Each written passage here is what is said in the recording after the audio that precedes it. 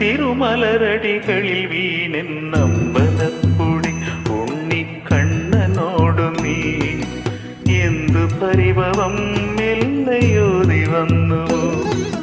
കൽവിളക്കുകൾ പാതി മിന്നിൽ നിൽക്കവേ എന്തു നൽകുവാൻ എന്നെ കാത്തു നിന്നു.